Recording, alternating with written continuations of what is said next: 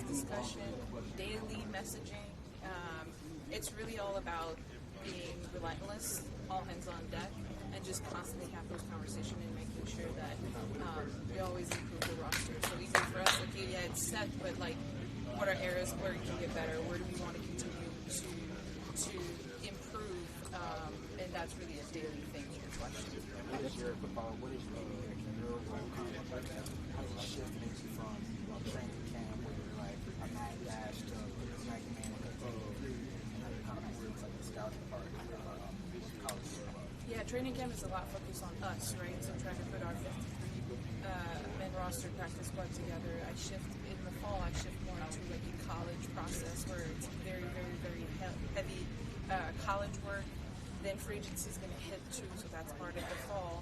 And then we kind of put all together when the season wraps up. I'd say like after trade deadline, most of the time personnel is like we're on to next year and focusing on our college and free agency efforts. What did you see in Joe Flacco throughout this whole process that kind of gets you excited about what he might be able to do? I mean, you guys have talked to him so many times. Like this person is just awesome.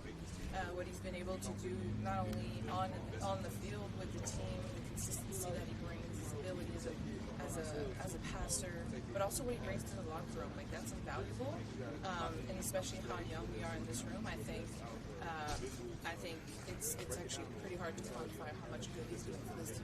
Catherine, I've asked about coaches and players what the on-field identity of this team is, from a front office perspective. Like, what is this Browns identity? What do you guys want it to be? So it's simple. It's tough, it's competitive, and it's encased in an environment of hard work that we all take pride and we all have ownership in.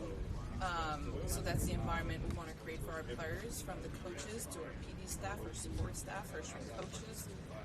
That's what we're going to be about. Have you seen that shift over the past couple years of like targeting things that you wanted to achieve, maybe a little bit more, be a little bit more about?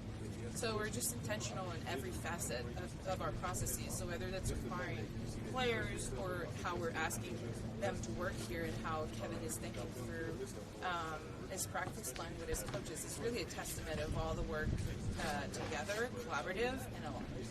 Kevin, specifically in the offseason and in your training, how did you see the guys really embody that competitiveness? Guys have just different intensities, right? So how did you see that play out?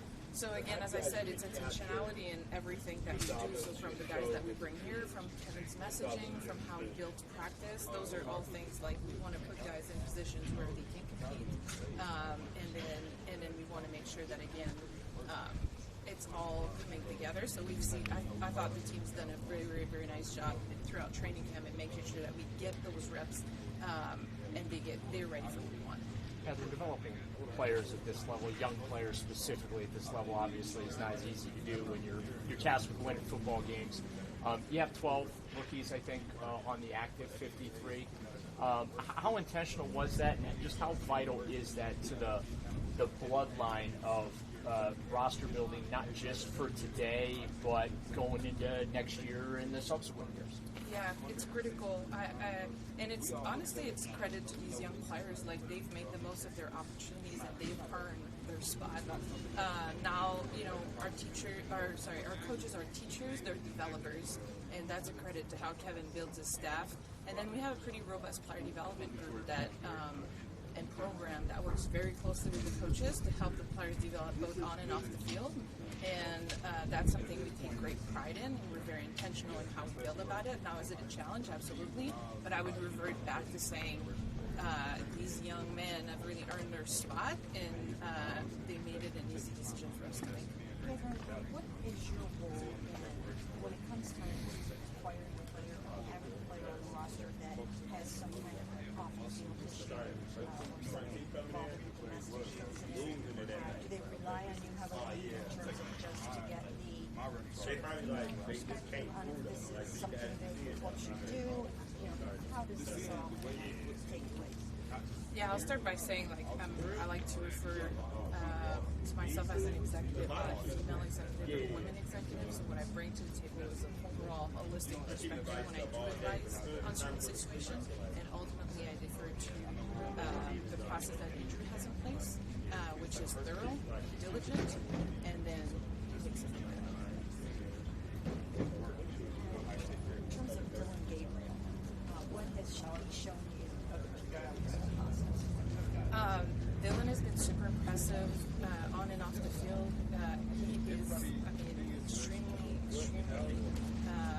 mature, professional. He has a process and how he knows about his craft, and it shows.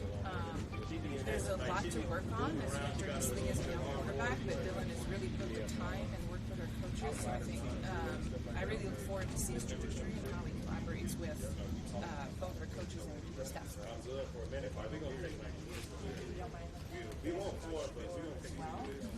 How's he grow since he showed up at the doorstep, and what do you really outlook? Yeah, that's a tough question with any players after one preseason period to really talk about outlook. That's what we try to predict as accurately as we can, but as we all know, it's a difficult thing. When it comes to what he's shown so far, same. He's working his craft, he's passionate, he's dedicated to it, he puts the time in. And those are really the things that you can really hang your head on when it comes to these young players. And then he's shown growth. He's shown growth on the field. And again, it's a super small sample size, so we got to continue to be intentional with his plan and work with him just like we do with every rookie.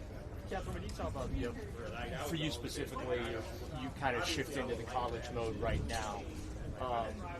Everyone knows you got the 2 first-round picks next year. The assumption is you guys are shopping for quarterbacks. Ownership has said they really want to see at some point this year, hopefully, the 2 rookies.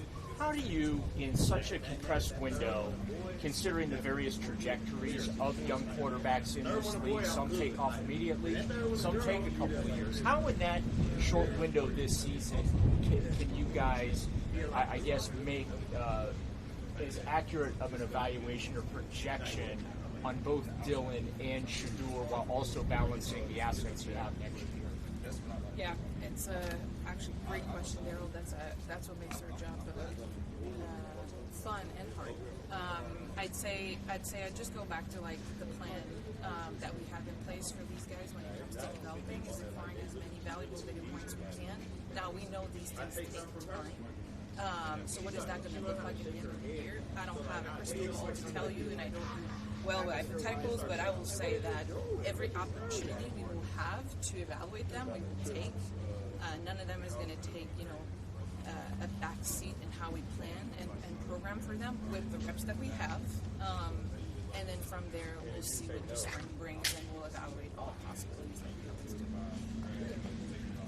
Good. Thanks, guys. Merci. Good.